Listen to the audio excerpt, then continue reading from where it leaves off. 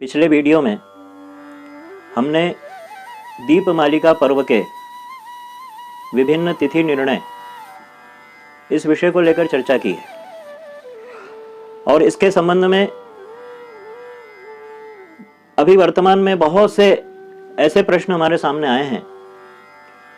कि कुछ इस प्रकार के समाधान जो ग्रहजन्य पीड़ा को भी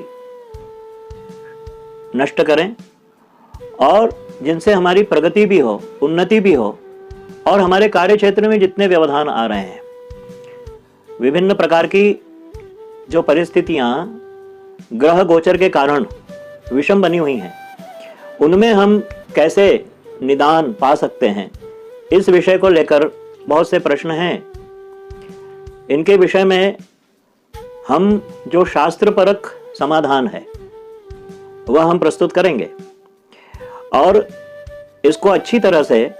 हम समझ लें ताकि हम उन प्रयोगों को व्यवस्थित ढंग से कर सकें जिससे कि हमें उसका पूर्ण लाभ प्राप्त हो सके।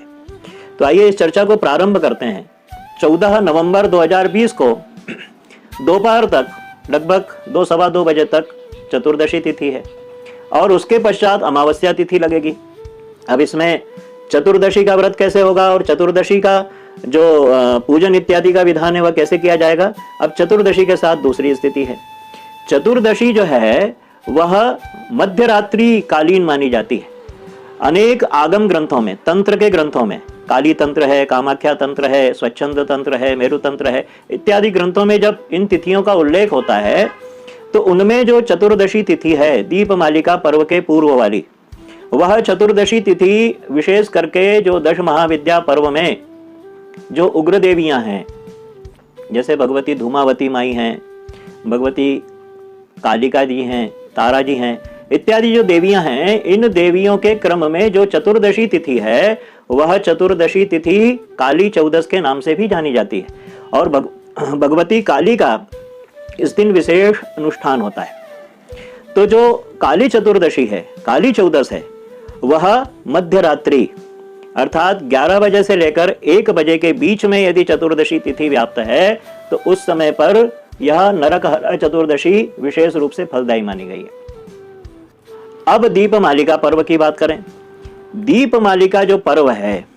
यह प्रदोष काल में जब अमावस्या तिथि होती है, इसके विषय में हमने पूर्व में जो वीडियो हैं उसमें बहुत से विस्तार पूर्वक और इसके वैज्ञानिक पक्ष को भी हमने उद्घाटित किया है कि वेद विज्ञान में क्यों इन 5 दिनों में दीपदान इत्यादि का महत्व होता है, आप वहां पर देख सकते हैं। अब ये जो दीपमालिका का पर्व है यह प्रदोष काल में जब अमावस्या तिथि होती है तब दीपमालिका पर्व मनाए जाने का शास्त्रों में उल्लेख किया गया है। इसलिए चतुर्दशी का चूंकि रात्रि में सारा प्रयोग होना है, काली चौदस है, तो वह जो काली चौदस है वह मध्याह्न तक आकर के पूर्ण हो जाएगी और उसके पश्चात फिर अमावस्या तिथि लगेगी। तो हम जो दीपावली पर्व है वह दीपावली पर्व हम 14 नवंबर 2020 को मनाएंगे और 14 नवंबर 2020 को प्रदोष काल में और इसके पश्चात मध्यरात्रि में भगवती महालक्ष्मी का पूजन और साथ में गणेश, कुबेर, कालिका, सरस्वती, गणपति